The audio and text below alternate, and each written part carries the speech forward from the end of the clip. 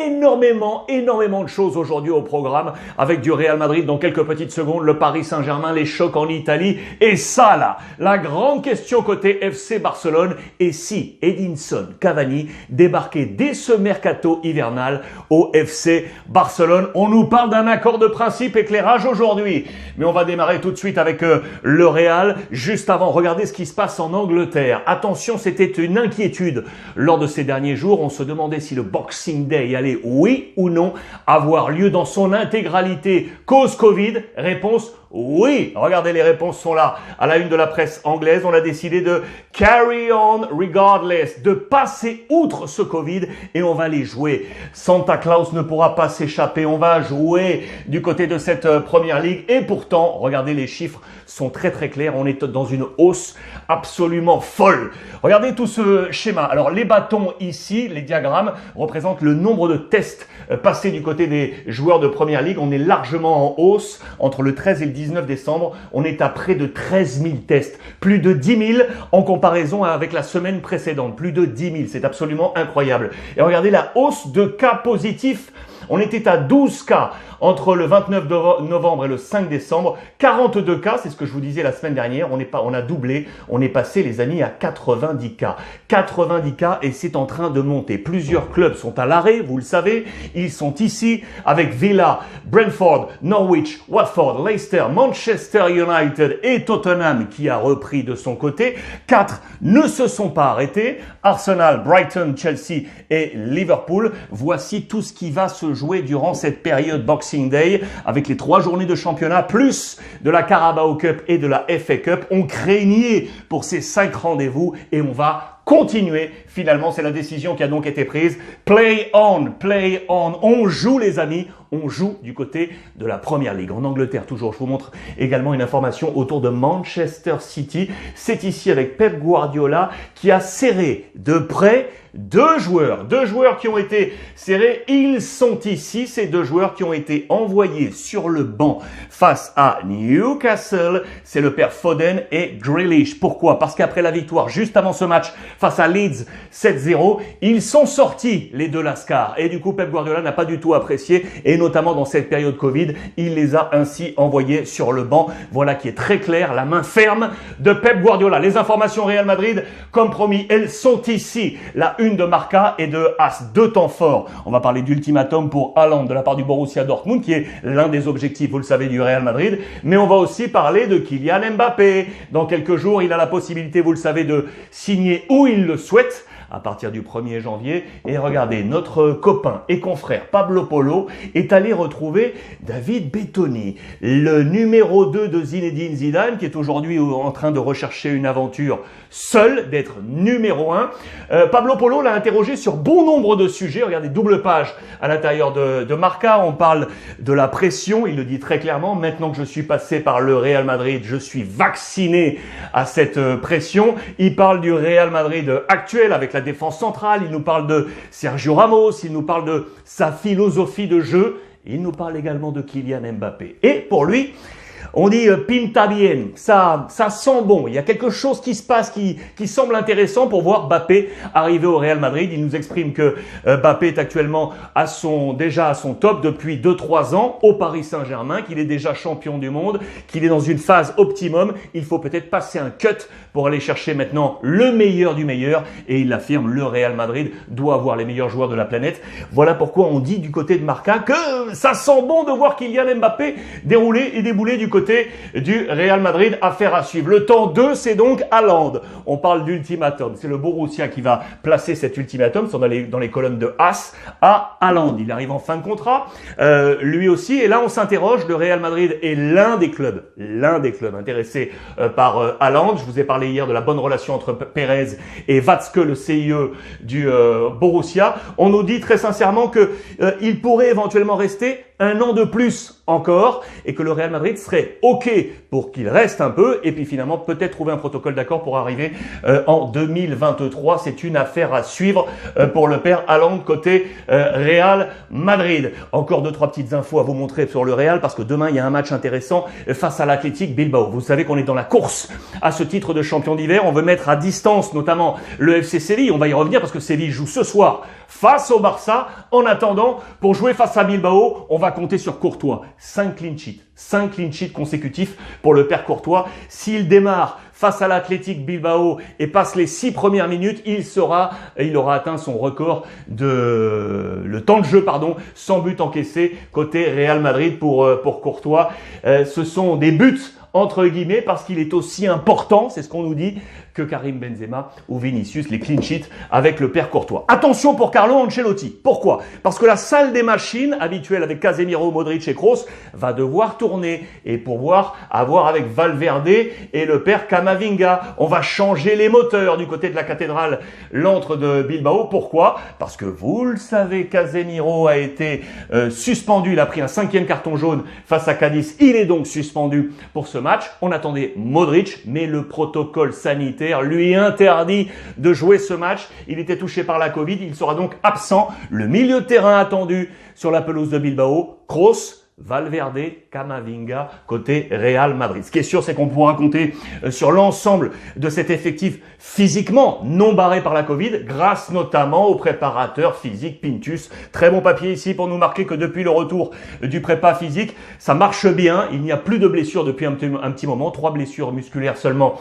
depuis le mois de novembre. C'est un homme clé dans la réussite du dispositif de Carlo Ancelotti. Peu de turnover. On compte sur cette ossature grâce notamment au père Pintus. Voilà pour les dernières informations. Real Madrid qui va avoir un œil sur un match. C'est ce soir, Séville-Barça. Toutes les clés du Séville-Barça, plus l'épisode Cavani, c'est ici.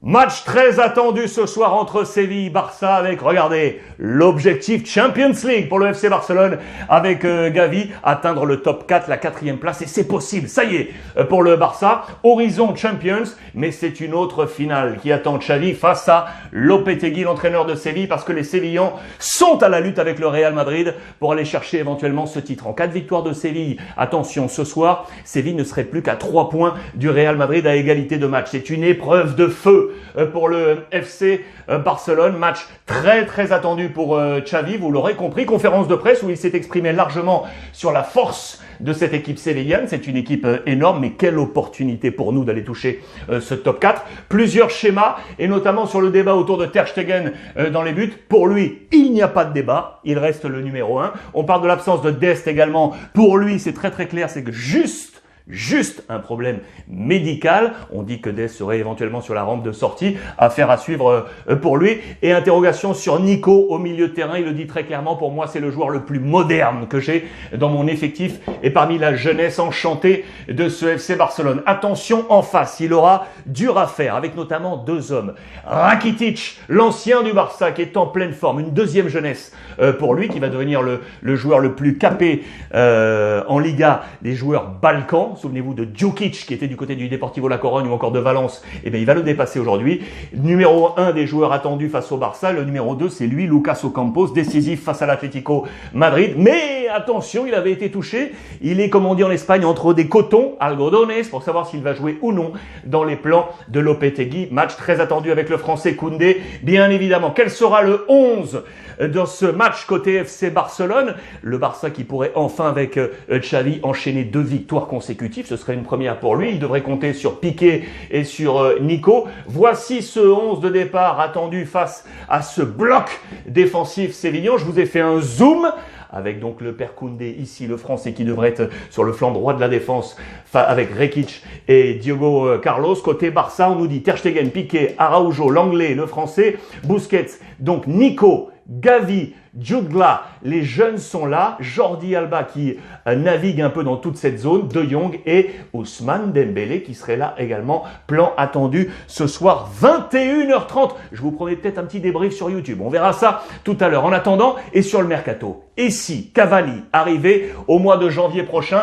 l'information elle est ici. Voilà, regardez, on nous parle d'un principe d'accord entre Cavani et le Barça, entre le joueur et le Barça. On ne parle pas encore de Manchester United qui, vous le savez, est dans une incertitude. Est-ce qu'on va lui donner la carte de liberté ou non au père Cavani? Tout dépend également de l'avenir de Martial. Le Français va-t-il filer à Newcastle? Si c'est le cas, on devrait retenir Cavani qui ne filerait ainsi pas côté FC Barcelone. Et du coup, on parle d'alternatives comme Timo Werner. Mais on nous dit très clairement que Cavani est OK avec le Barça pour arriver dès le mois de janvier pour les 6 derniers mois, plus un an et demi de contrat pour Edinson Cavani, éventuellement pour arriver du côté du FC Barcelone. Très très intéressant. Ce qui est sûr, c'est que le Barça, vous le savez, a besoin de liquidité. Là, on nous parle d'un coût zéro pour Cavani. Besoin de liquidité, notamment avec la sortie de Coutinho. C'est très très clair, c'est une sortie qui s'annonce imminente. Tout est entre les mains de l'agent de Coutinho, les discussions avec le FC Barcelone. Ce qui est sûr, c'est qu'on va garder la jeunesse, bien évidemment. Je vous en parle depuis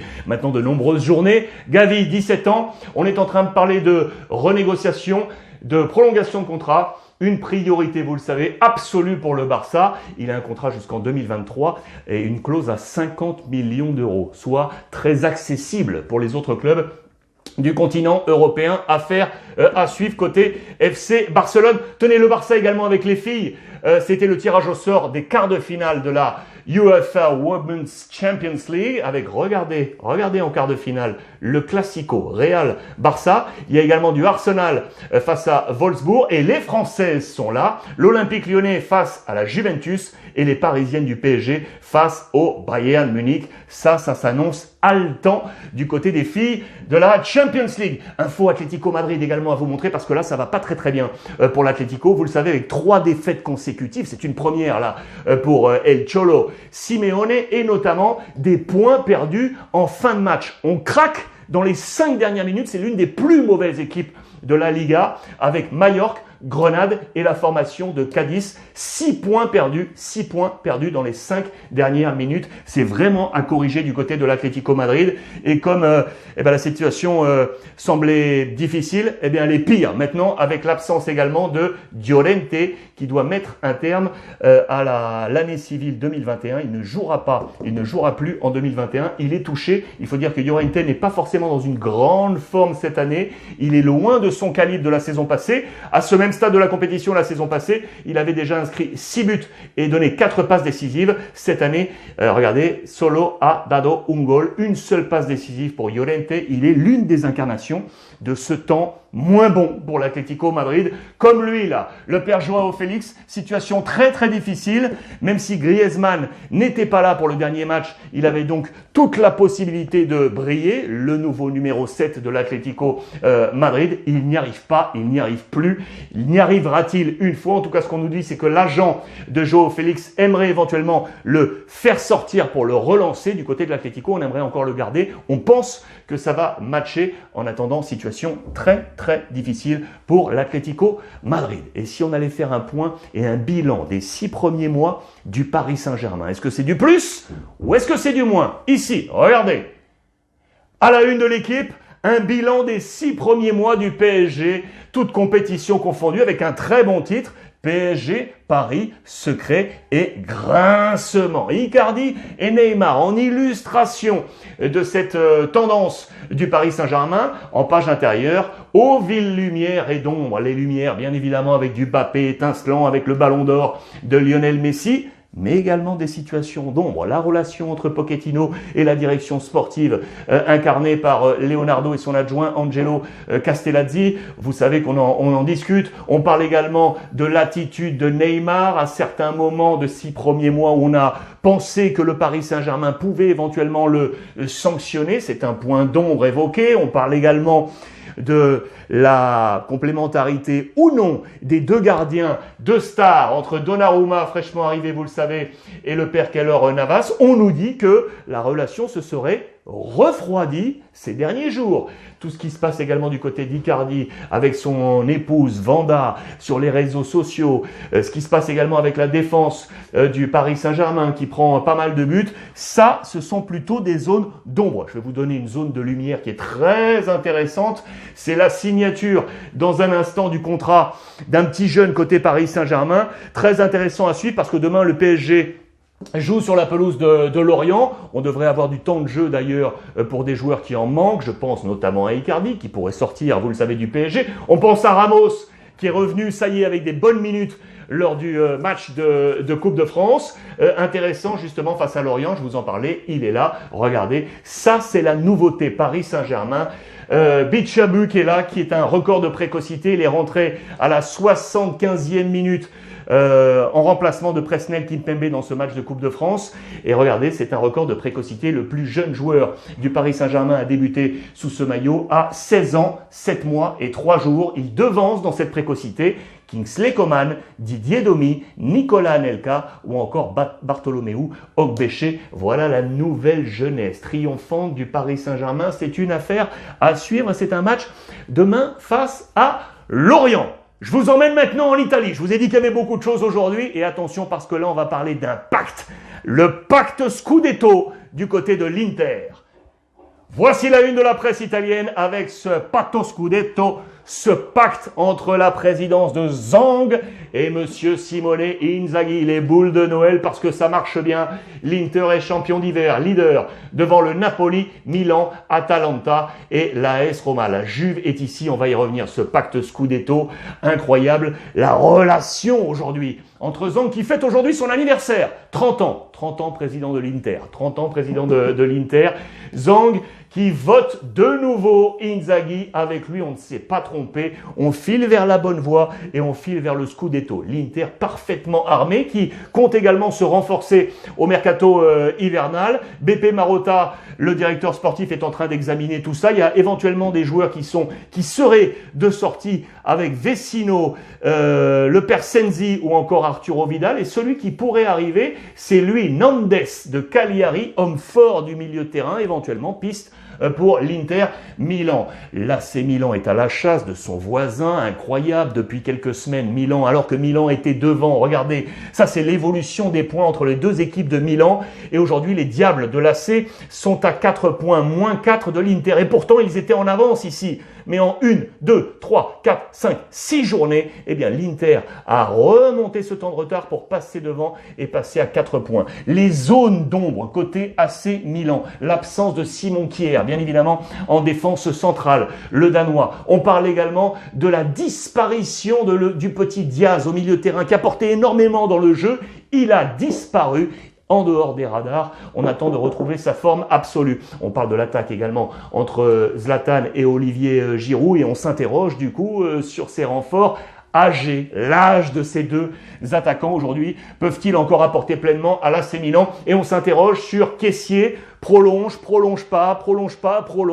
et du coup il ne retrouve pas son niveau absolu. Inquiétude pour Pioli sur le niveau de l'AC Milan. Côté Napoli qui est à la chasse également de l'Inter, le père Spalletti lui a orchestré des changements radicaux du côté de sa formation. Je vous ai fait ce zoom ici. Au milieu de terrain, regardez Manolas qui cède peu à peu sa place à Ramani. Le guide, là, Koulibaly, qui lui aussi est en train de céder avec Juan Jesus. On parle de Fabian Ruiz et de Lobotka qui lui monte. Et on parle du symbole Insigne qui serait pour l'instant peut-être devancé par le père Elmas. Voilà, c'est des changements orchestrés par Spalletti pour essayer de réorienter le Napoli vers le succès. La Juve joue ce soir, les amis. La Juve joue ce soir avec un homme au milieu de ce système, c'est Morata. Que l'on pensait sortir, eh bien Morata a été relancé par Max Allegri avec 3 buts inscrits lors des 4 derniers matchs, plusieurs formules différentes, 3 attaquants, 2 attaquants, lui seul en attaquant de pointe. À chaque fois, il est présent et il est en train de trouver des solutions. C'est un match intéressant ce soir face à la formation de Cagliari où il y a des gros changements avec notamment des hommes forts qui sont sur la voie de sortie comme Godin ou Caceres. Comment va jouer la Juve pour ce match? C'est très attendu. Morata serait ici, cette fois dans le schéma A3 avec Keane et Bernardeschi. La Juve qui est là aussi en train de s'activer sur le marché des transferts pour ne pas commettre une nouvelle erreur. On fait un bilan sur les dernières saisons des 500 millions entre guillemets gaspillés. 500 millions d'erreurs. Voilà, on estime que tous ces joueurs arrivaient à des gros prix. On s'est trompé du côté de la Juve. En tête de liste, on parle de Higuaín, 122 millions. Douglas Costa, 87. Arthur, 85. Bernardeschi, 73. Kulusevski, 49. Ramsey, 44. Piaka, 32. Rabiot, 29, et on parle de Romero, 10, 500 millions d'euros d'erreur. Alors on met ça en parallèle, bien évidemment, avec la somme qu'on avait lancée pour Cristiano Ronaldo, mais là, avec succès. Peut-être pour un seul homme, mais avec succès, comparaison avec ces 500 millions qu'on estime gaspillés. Voilà les amis pour ce point média de ce mardi. Je veux terminer avec ça parce que, vous imaginez ce photomontage là, si cela devenait réalité, ça aurait quand même de la gueule. Ça aurait de la gueule de voir Edinson Cavani avec le maillot du FC Barcelone. Merci les amis, une nouvelle fois de votre fidélité. On s'accompagne sur les réseaux sociaux Ruiz Club, sur la chaîne YouTube, je vous le rappelle. Elle est gratuite. Abonnez-vous et activez la petite clochette en attendant.